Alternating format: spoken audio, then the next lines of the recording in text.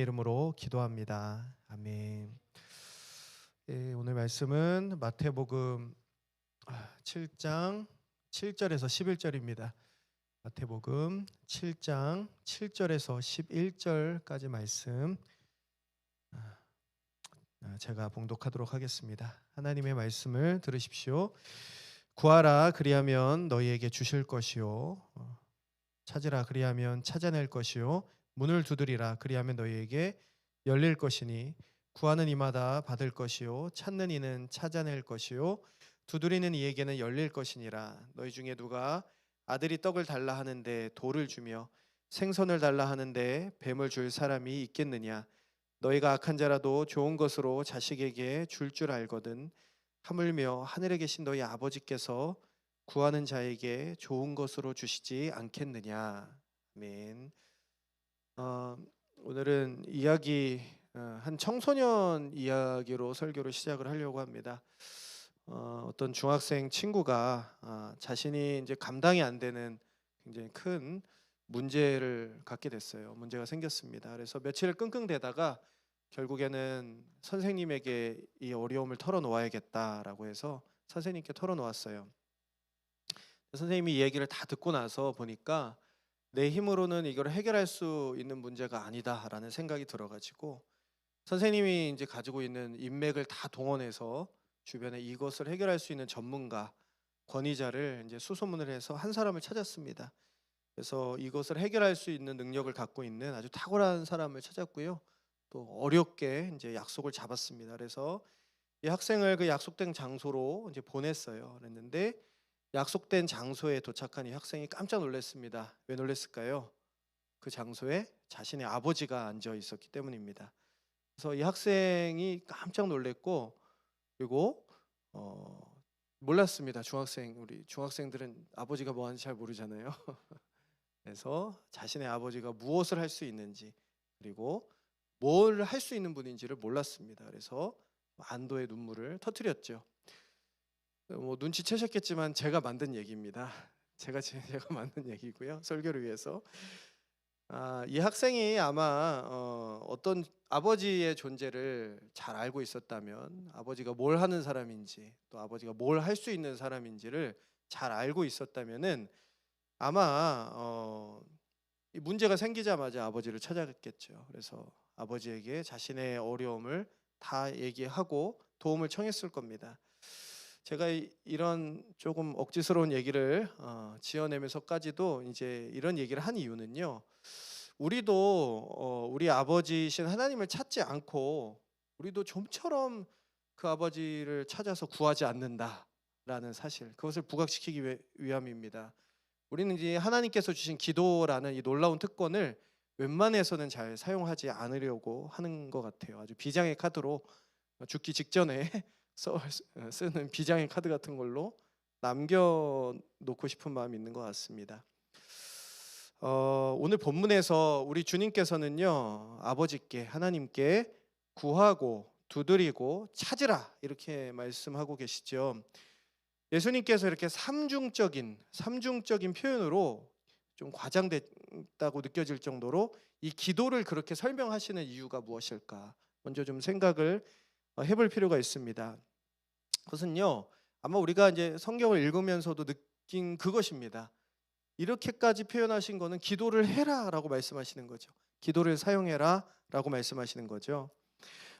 제 말은 좀 권위가 떨어지니까 칼빈의 주석을 인용을 해서 이 본문의 의도를 좀 설명해 드리겠습니다. 주석을 제가 좀 읽어 드릴게요.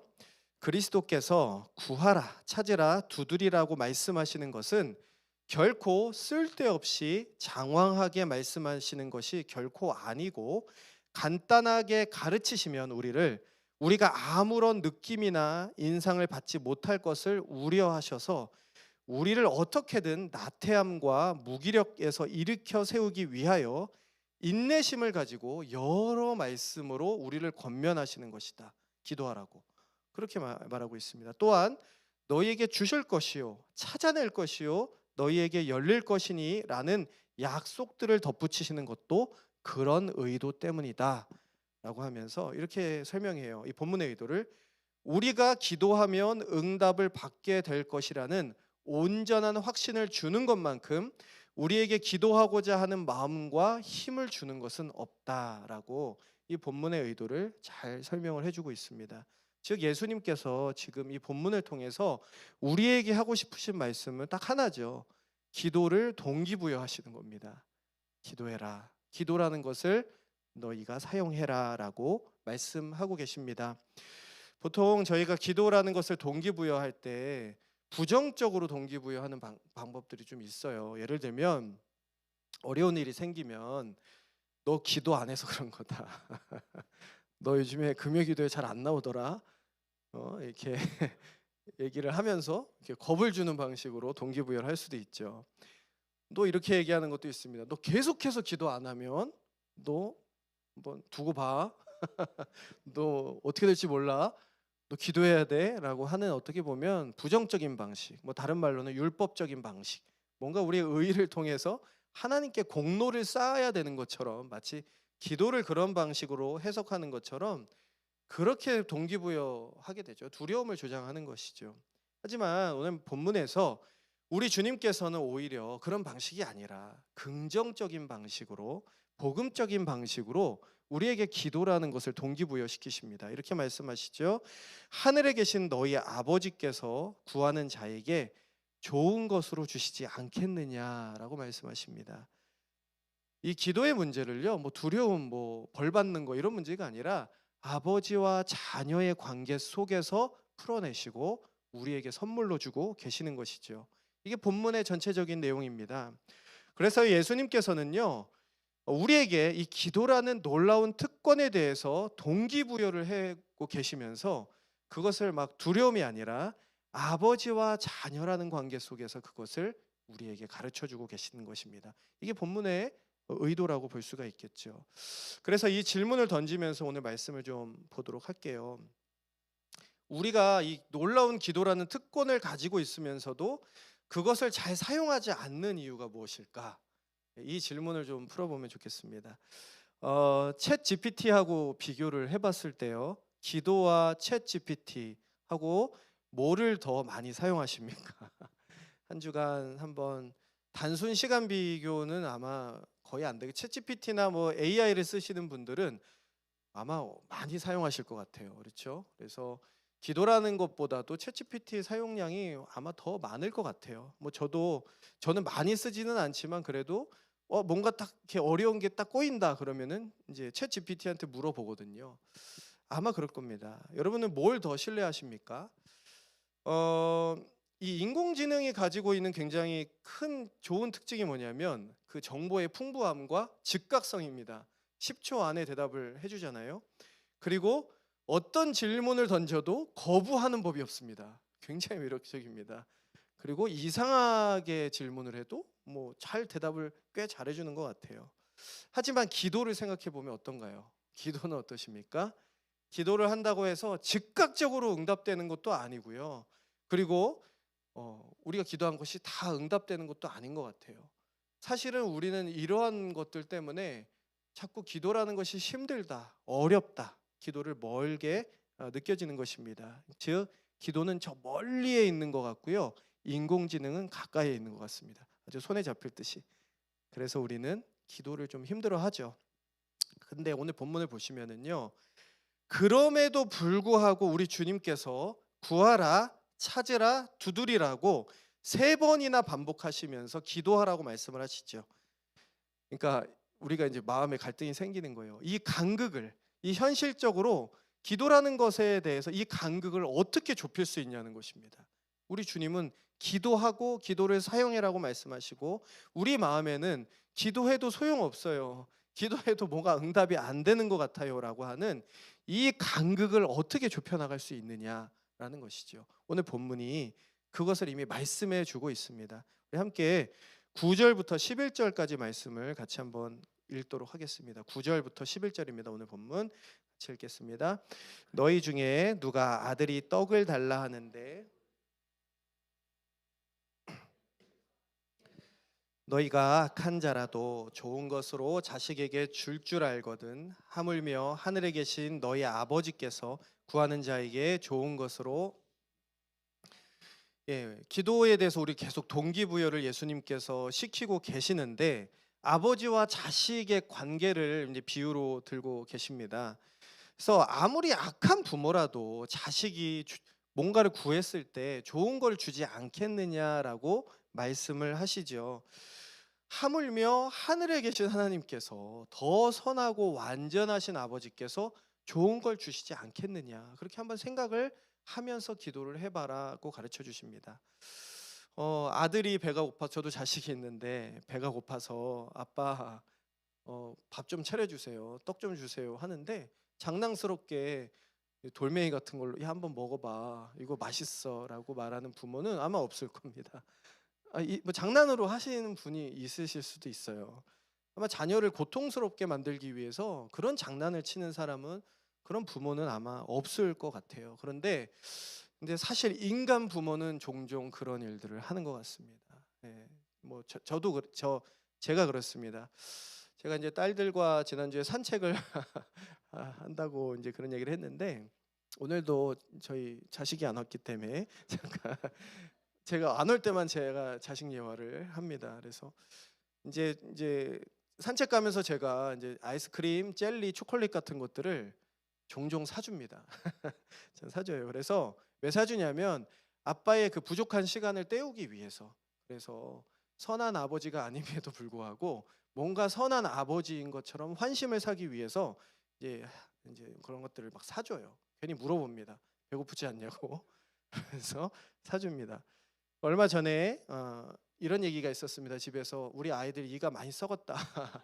그래서 치과 치료를 예약을 잡았다라는 얘기를 듣고 또 딸과 함께 산책을 나갔습니다.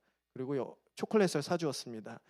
그리고 너무나 행복했죠. 우리 딸들에게 인기와 환심을 얻기 위한 수작이죠. 어떻게 보면은 자녀들은 사실은 그게 떡인 줄 알고 좋은 것인 줄 알고 아빠한테 구해요. 아빠 젤리 사주세요. 하지만 저 같은 악한 아버지는 그게 돌인 것을 알면서도 돌을 줍니다. 야, 돌을 먹어라. 자녀 입장에서는 어떤 것일까요? 딸의 입장에서는 그게 떡인 줄 알았는데 돌을 먹고 있는 것이죠. 그래서 이가 다 썩는 겁니다, 우리 아이들이. 하지만 엄마에게 그것을 구했다면 어떻게 됐을까요? 엄마에게 구했다면 절대 응답되지 않았을 겁니다. 그 요청은 오히려 차가운 침묵과 함께 너의 그 요청이 무엇을 의미하는지 생각해보라는 눈초리가 되돌아왔을 거예요. 엄마와 아빠는 다른 것 같아요. 만약 하나님이시라면은요, 엄마에 가까울까요? 아빠에 가까울까요? 한번 생각해 보시면 좋겠어요. 우리 기도를 생각해 보면 좋겠습니다. 우리가 하나님께 구하고 있는 것이 떡일까요? 돌일까요? 우린 떡을 구합니까? 돌을 구하고 있습니까?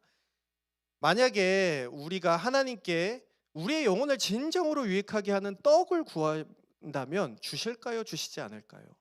당연히 주실 겁니다. 그것은 아마 우리에게 넘치도록 주고 싶어 하실 거예요. 이미. 그것은 우리에게 유익한 것이니까 그렇죠. 하지만 우리가 이것은 떡이라고 생각하고 있는데 계속 돌을 구하고 있다면 어떨까요? 우리는 이게 떡이에요. 근데 계속 초콜릿과 젤리 같은 것들을 하나님께 계속 구하고 있다면 하나님께서는 주실까요? 주시지 않을 겁니다. 오히려 지혜롭고 현명한 부모라면은요, 돌을 구하고 있는 자녀에게 뭘 줄까요? 떡을 먹어봐라 라고 권할 거예요. 돌을 구하는데 아니야, 이게 좋은 거야, 이걸 먹어보라고 권해주실 겁니다. 하지만 이게 문제입니다. 정말 유익한 그 떡을 하나님이 주셨음에도 불구하고 우리는 하나님께서 돌만 주신다고 분노하는 것이죠. 하나님은 내가 구하는 떡은 주시지 않고 돌만 주시는 하나님이다라고 하면서 분노의 감정들이 우리 안에서 계속해서 일어날 수 있다는 것입니다. 우리가 기도에서 멀어지는 지점은 어쩌면 이 지점일 수도 있습니다. 그래서 이런 상황 속에서 우리의 기도가 회복되는 길은 뭐냐면, 나의 아버지 하나님께서 내 인생에서 가장 좋은 걸 알고 계셔. 하나님께서 내 인생의 최선을, 가장 좋은 길을 알고 계시다는 것, 즉 아버지의 선하심, 그 선하심을 경험하고 맛보는 것이죠. 그리고 그것을 신뢰하는 것입니다. 그러면 그것이죠. 우리가 돌을 구할지라도 떡으로 바꾸어 주시는 하나님의 지혜와 사랑, 그 아버지의 놀라운 사랑의 성품 가운데에 우리가 기도할 때 우리의 기도의 닷을 아버지의 선하심 가운데 내리면서 기도할 때에 꽉 막혀 있었던 우리의 기도가 서서히 풀리는 것을 경험하게 되죠. 아, 내가 무언가 잘못 구하고 있었던 것은 아닐까? 하나님께서는 우리에게 가장 필요하고 좋은 것을 알고 계실 뿐만 아니라 그것을 주기를 원하시는 선하신 하나님인데, 내 기도가 이렇게 막혀 있는 이유는 혹시 내가 다른 데 나의 영혼을 내리고 있고 다른 데 내 영혼의 관심을 쏟아서 닷을 내리고 있는 것은 아닐까라고 하는 의심과 함께 어떻게 보면 다시 우리의 간구와 우리의 기도를 되돌아보는 가운데 하나님 앞에 바르게 기도하면서 우리의 기도의 문들이 열려갈 수 있다라는 것이죠. 아마 우리의 기도가 오랫동안 막혀 있었다면요, 이 부분을 점검해야 될 겁니다. 아마 이렇게 기도가 많이 터져 나올 것 같아요. 오늘 아침에 큰 일이 터졌습니다. 하나님, 내일이 마감입니다. 월세가 밀렸습니다. 카드빚이 줄어들지 않고 있습니다. 관계가 점점 더 악화되고 있습니다. 기도하고 하려고 딱 앉으면은요, 온갖 염려와 생각이요, 우리의 이 마음을 완전히 장악하는 것을 느껴요. 우리는 이렇게 기도가 시작이 될 때가 많을 겁니다. 그래서 우리의 기도는요, 하나님께 좋은 것, 그 떡을 구하면서 시작하기보다는요, 돌을 막 달라고 외치는 경우들이 참 많을 겁니다. 아마 우리의 기도가 그렇게 시작이 될 거예요. 하나님 아버지의 계획과 인도하심 같은 것들은요, 우리 머릿속에서 중요한 게 아니에요.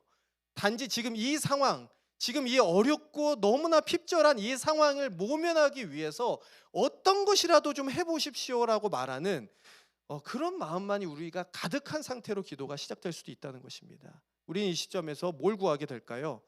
하나님의 성품과는 상관이 없는 기적을 바라는 기도, 하나님의 임재와는 상관이 없는 하나님의 기적만 주시면 된다고 하는, 하나님의 선물만 주시면 된다고 하는 그것을 바라는 기도로 변화하게 될 수도 있다는 것입니다. 하나님, 기적으로 내 인생을 역전시켜 주셔야만 합니다라고 하는 그 하나님, 어쩌면 그 하나님은 우리가 만들어낸 금송아지일 수도 있죠. 그래서 하나님이 아니라 금송아지일 수도 있다는 것이죠. 우리의 선하신 아버지께서는요, 사실 그 돌들을 주시지 않을 겁니다. 돌들을 주시지 않을 거예요. 오히려 이렇게 하실 것 같아요. 너의 그 문제에 대해서 얘기를 나누고 싶다. 앉아서 같이 이것에 대해서 함께 얘기를 나누고 싶다라고 우리 주님께서는 응답하실 겁니다.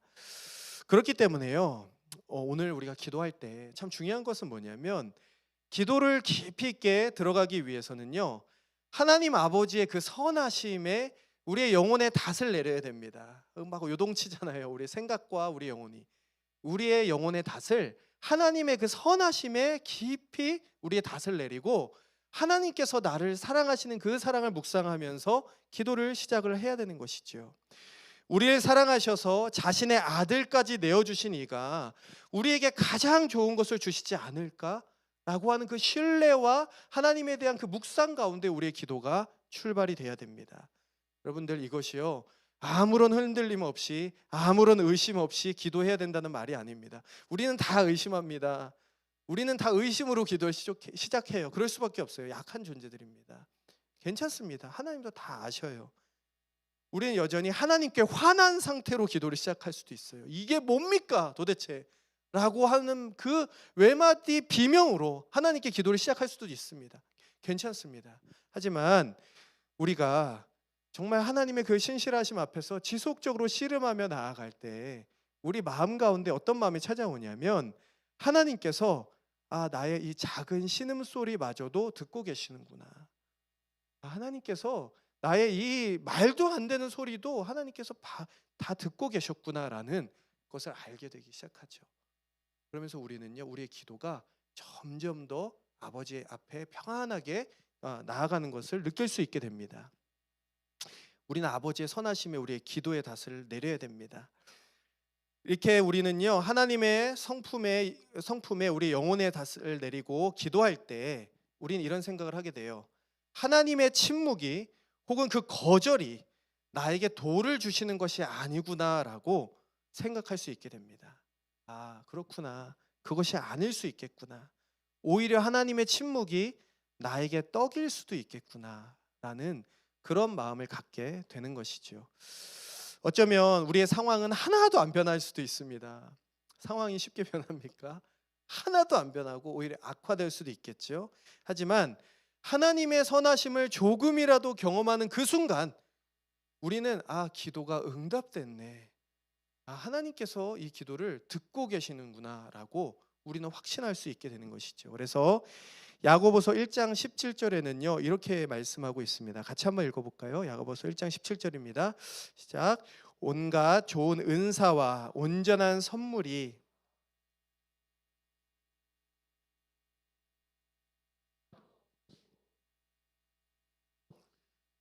하나님은요 우리에게 좋은 것들을 주고 싶어 하시는 아버지십니다. 좋은 것이요, 좋은 것.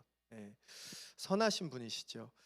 저는 이제 주기도문으로 이제 기도하는 것들을 종종 이렇게 즐겨서 좋아하는데, 제가 주기도문으로 쭉 한마디 한마디씩 묵상하면서 깊이 기도하다가 참 되게 이 순서에서 참 너무 은혜를 받을 때가 있어요. 어떤 순서냐면은요. 뜻이 하늘에서 이루어진 것 같이 땅에서도 이루어지다. 이 구절을 붙들고 이제 기도로 깊이 이제 기도를 하면 이제 기도를 합니다. 내 뜻이 아니라 하나님 당신의 뜻이 이루어지기를 소망합니다라고 하면서 아버지 하나님의 섭리와 하나님의 인도하심에 대한 신뢰를 가지고 깊이 있게 하나님의 그 온전하심, 선하심의 성품을 묵상하면서 기도를 충분히 하는 시간을 갖습니다. 그리고 나서 기도한 뒤에 뭐가 등장하냐면 오늘날 우리에게 일용할 양식을 주옵시고라고 나옵니다. 이 앞서서 하나님의 선하심과 섭리에 대한 충분한 묵상과 그것에 대한 고백이 전제가 되고 나서 오늘날 우리에게 일용할 양식을 주십시오라고 하는 기도가 우리 그 다음에 나올 때 이 기도를 저는 조금은 더 잘할 수 있게 되는 것 같아요. 조금은 더 아버지의 선하심 안에서 이 필요들을 하나님 앞에 내어놓을 때 조금 더 바르게 기도할 수 있게 되는 것입니다. 하나님 이렇게 얘기하는 것이죠. 저희 현실적인 필요를 돌봐주십시오라고 기도를 하는 것인데요. 이렇게 기도하는 겁니다. 당신의 선하신 뜻을 믿습니다. 하지만 저 너무나 고통스럽습니다. 이렇게 기도하죠. 하나님 당신의 선하신 뜻이 있는 줄 믿어요. 근데 저 지금 미쳐버릴 것 같습니다. 너무너무 힘듭니다. 하지만 당신의 놀라우신 계획이 있는 줄 알아요. 근데 저 견딜 수가 없어요. 저 어떻게 해야 되죠? 라고 이렇게 기도할 때 단지 그것이 넋두리가 아니라 아버지의 놀라우신 뜻 안에서 우리가 기도하는 것, 즉 선하신 하나님께 우리의 영혼의 닷을 내리면서 기도하는 것들에 대해서 우리가 조금 더 가까이 갈 수 있다는 것이죠. 우리가 기도하고 있는 아버지는 무관심한 아버지, 악한 것을 주는 아버지가 아니라 가장 좋은 것을 주시는 아버지, 그분께 우리가 기도하고 있는 것이죠. 이 자리 가운데 혹시 이제 막 예수님을 알아가거나 믿음이 없는 분들도 아마 계실 겁니다. 저는 이제 고등학교 때 예수님을 믿었는데 예수님을 믿고서 처음으로 기도라는 것을 배우기 시작했습니다. 그때 목사님을 통해서 처음으로 기도에 대해서 배웠던 게 뭐냐면 기도는 특권이다, 이걸 가르쳐 주셨어요. 오늘 설교 제목인데 기도는 하나님께 얘기할 수 있는 놀라운 특권이다라는 것을 가르쳐 주셨습니다. 그래서 저는 그게 너무너무 되게 신기하고 너무너무 좋았어요. 그 당시에 저는 이제 따뜻한 부성애를 느끼기 힘든 집안에서 자라났습니다. 거의 말을 걸지 않은 아버지의 밑에서 자라났는데 제가 근데 아버지께 기도할 수 있다라는 그 기도의 특권에 대해서 배우고 나서 너무 신나는 거예요. 그래서 기도의 자리가 너무너무 좋아서 시간만 나면 기도의 자리로 나아갔던 기억이 납니다. 근데 저는 그때 이 찬양을 많이 부르면서 기도를 했던 것 같아요. 너무 좋았는데 제가 이 가사를 좀 읽어드릴게요. 하나님의 사랑을 사모하는 자, 하나님의 평안을 바라보는 자, 너의 모든 것 창조하신 우리 주님이 너를 얼마나 사랑하시는지 너무너무 감동이 됐습니다. 하나님께 찬양과 경배하는 자, 하나님의 선하심을 닮아가는 자, 너의 모든 것 창조하신 우리 주님이 너를 자녀 삼으셨네. 하나님 사랑의 눈으로 너를 어느 때나 바라보시고 하나님 인자한 귀로서 언제나 너에게 기울이시니, 저는 이게 너무 좋았습니다. 어두움에 밝은 빛을 비춰주시고 너의 작은 신음에도 응답하시니 너는 어느 곳에 있든지 주를 향하고 주만 바라볼지라. 저는 기도할 때 기도도 잘 모르던 그 당시에 이 찬양을 하면서 너무너무 하나님께 가까이 나아감을 느끼게 됐어요. 같이 한번 잠깐 찬양하면 좋을 것 같습니다. 그리고 같이 한번 찬양하면서 하나님의 선하심을 좀 묵상했으면 좋겠어요. 하나님의 선하심. 설교 끝난 거 아닙니다. 기대하지 마십시오. 잠깐 하는 거예요. 우리 한번 하나님의 사랑을 사모하는 자. 하나님의 사랑을 사모하는 자, 하나님의 평안을 바라보는 자, 너의 모든 것 창조하신 우리 주님이 너를 얼마나 사랑하시는지. 가슴에 손을 얹으셔도 좋고요. 옆에 있는 사람 축복해도 좋습니다. 하나님께 찬양과 경배하는 자, 하나님의 선하심을 닮아가는 자, 너의 모든 것 창조하신 우리 주님이 너를 자녀 삼으셨네. 자녀 삼으셨네.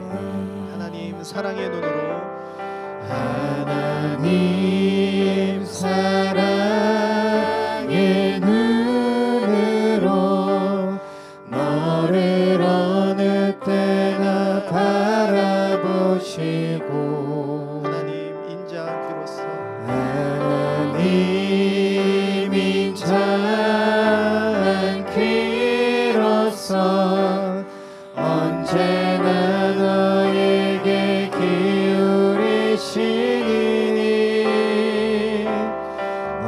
어두움에 밝은 빛을 비춰주시고, 너의 작은 신음에도 응답하시니, 너는 어느 곳에 있든지 주를 향하고 주만 바라볼지라.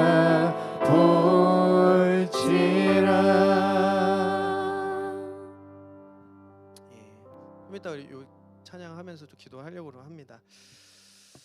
저는 이제 를 배우면서 하게 될 때 이런 느낌이 들었습니다. 이제 기도를 처음 배워서 기도를 하는데 누군가 내 얘기를 듣고 있는 것 같은 기분이 들더라고요. 제가 이제 구원의 확신이라는 것조차 없었을 때, 교회를 막 다니기 시작했을 때 기도를 배워서 하는데, 이제 고등학생 때 이제 굉장히 암울한 시기를 보냈거든요. 이제 나름 암울한 시기를 보냈는데, 근데 그때 이제 예수님을 받아들이고 나서 기도를 하는데 듣고 있는 것 같은 거예요. 근데 제가 이해를 할 수 없으면 이 느낌을 누가 듣는 거지? 나 혼자 기도하는데. 그래서 어머니께 물어봤습니다. 집에 오는데 기도를 하는데 누가 듣고 있는 것 같다.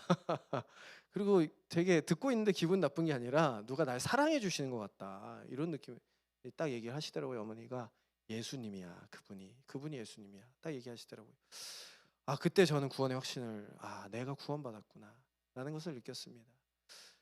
이 기도라는 것은 얼마나 놀라운 특권이냐면 그것이죠. 정말 우리에게 아버지가 있으니까 기도할 수 있게 되는 것입니다. 듣는 이가 있으니까 우리는 말할 수 있고 기도할 수 있게 되는 것이죠. 너무너무 놀라운 특권을 주신 하나님께 너무 감사했던 기억이 있어요. 여러분들, 우리가 기도하는 것은요, 어둠 속에서 허공에다가 부르짖고 있는 그런 독백이 아니잖아요. 그렇죠? 우리의 작은 신음까지도 들으시는 아버지, 그분께 내어드리는 우리의 고백들이지 않습니까? 너무너무 좋은 선물을 하나님께서 우리에게 주시죠. 우리 하나님께서 얼마나 좋으신 분이냐면 오늘 찬양에 나온 것처럼 우리의 신음소리, 정말 기도가 안 나올 때 나오는 게 신음소리잖아요. 그거마저도 정확하게 알아들으셔요. 알고 계시다는 것입니다. 그리고 우리에게 좋은 것을 주시는 아버지시다. 누가복음 11장 13절 말씀 같이 읽겠습니다. 너희가 악할지라도 좋은 것을 자식에게 줄 알거든 하물며 너희 하늘 아버지께서 구하는 자에게 성령을 주시지 않겠느냐. 네, 오늘 본문의 병행 본문입니다. 거의 같은 내용이 요 구절만 좀 달라요. 그래서 마태복음에서는 좋은 것 주신다고 하셨는데 누가복음은 성령을 주신다고 말합니다. 구하는 자에게 성령을 주신다는 것이죠. 그러니까 우리는 알죠. 우리가 구할 수 있는 것 중에 최고로 좋은 게 뭐냐면 성령 하나님이십니다. 거부하지 않으시는 거예요. 우리가 성령 하나님을 구할 때 하나님 거부하지 않으신다는 것이죠. 성령 하나님은 우리가 구할 수 있는 최고의 떡이에요.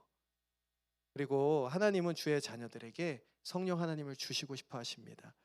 그래서 아직 구원의 확신이 없거나 혹은 깊은 어둠 속에 있는 분들은 오늘 성령 하나님을 구하셨으면 좋겠어요. 찾아와 내 기도를 도와달라고, 하나님께서 인도해 달라고 그렇게 기도했으면 좋겠습니다.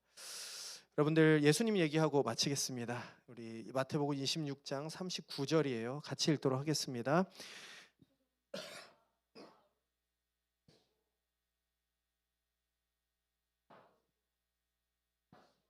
이 잔을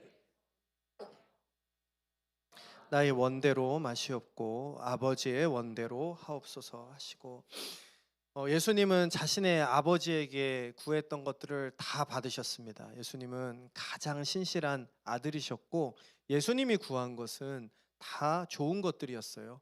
그렇기 때문에 예수님은 응답받지 못한 기도가 없었습니다. 다 응답받으셨습니다. 그런데 십자가를 지시기 전날 밤에 예수님께서 아버지께 기도하시죠. 여러분, 예수님께서는 아무런 죄도 없으셨기 때문에 이 진노의 잔을 피하게 해달라고 했던 기도는 잘못된 것이 없는 것이었어요. 정당한 것이었고 좋은 것이었습니다. 하지만 하나님께서는 거절하셨죠. 떡을 구하고 있는 예수님께 오히려 돌을 주셨습니다. 아니다, 너가 지고 가야 될 것은, 너는 아무 죄도 없지만 너가 지고 가야 될 것은 바로 이 진노의 잔이다라고 하시면서 그 기도를 그렇게 받지 않으셨죠. 돌을 받으실 이유가 전혀 없으신 분이 그런 취급을 당한 이유를 우리는 알고 있습니다. 알고 있죠. 우리를 자녀 삼아 주시기 위해서. 우리가 돌을 구해도 떡을 주시는 아버지로 우리를 자녀 삼아 주시기 위해서 하나님께서는 예수님의 기도를 그렇게 취급하신 겁니다. 이제요, 우리는요 아버지께 구할 수 있어요. 너무너무 놀라운 특권. 구할 수 있고요, 찾을 수 있고 두드릴 수 있습니다. 그 권리를 우리에게 주셨어요. 우리가 잘해서가 아니라 예수 그리스도의 희생과 그분의 죽으심으로 우리의 주신 관계입니다. 우리에게 주신 기도입니다. 놀라운 특권이죠. 우리 주님께서는요 떡을 구한 자신에게 정말 진노의 잔을 피하지 못하게 하셨던 하나님을 원망하지 않으시고요, 오히려 더 깊은 하나님을 신뢰함으로써, 하나님의 선하심을 신뢰하심으로써 더 깊은 자리로 들어가셨습니다. 그래서 이렇게 말씀하시죠. 그러나 나의 원대로 마시옵고 아버지의 원대로 하옵소서라고 기도하셨습니다. 예수님은 그 끔찍한 영원하게 연합되어 계셨던 아버지와 단절되는 그 고통을 겪으시는 그 고통 속에서도 하나님 아버지의 그 신실하심에 대해서 단 한순간도 의심하지 않으셨습니다. 단 한순간도 그 신뢰를 버리지 않으셨어요. 오히려 하나님의 영원한 계획을 신뢰하며 기뻐하셨어요. 당신의 뜻을 믿습니다. 그리고 예수님은요 아버지의 그 선하심, 당신이 하는 그 모든 일들이 가장 선하십니다라고 하는 선하심에 그 영혼의 닷을 내리고 기도하셨던 것입니다. 자녀된 우리는요 하나님께 기도할 수 있어요. 놀라운 특권을 주셨습니다. 여러분, 이 기도가 얼마나 큰 특권인지 오늘 좀 아셨으면 좋겠는데, 여러분, 우리가 오늘 밤에도 분명히 하나님 앞에 좋은 걸 달라고 기도하지 않을 수도 있습니다. 그런 분도 있지만 다른 기도를 하실 수도 있어요. 괜찮습니다. 여러분, 돌을 달라고 기도하셔도 괜찮아요. 왜냐하면 그것을 주시는 아버지가 가장 지혜롭고 우리를 사랑하시는 아버지시기 때문에 그렇습니다. 그렇게 구할 수 있어요. 여러분, 기도는 설교가 아니지 않습니까? 기도는 막 하면 안 됩니다. 기도는 잘 연구해서 하나님에 대한 개념들을 잘 정말로 해서 준비해서 해야 되는 게 설교예요. 하지만 여러분 기도할 때 그렇게 하실 필요 없어요. 여러분 주석 찾아서 지금 내가 하고 있는 이 기도의 한마디가 하나님께서 받으실 만한 것인가 아닌가 고민하면서 쓰실 필요가 없어요. 여러분 하는 기도는 그냥 오늘 구하고 찾고 부르짖고 두드리시면 돼요. 그러면 하나님께서 여러분들 마음 가운데 일을 하실 것입니다. 아버지께서 기도를 주셨기 때문에 특권이기도 하지만 기도에 대한 책임도 하나님께서 지시기 때문에 그래서 특권인 거죠. 오늘 그 특권을 누리셨으면 좋겠습니다. 마음껏 그 특권을 누리셨으면 좋겠어요. 우리 다시 한번 찬양하고 기도의 자리로 나아가겠습니다.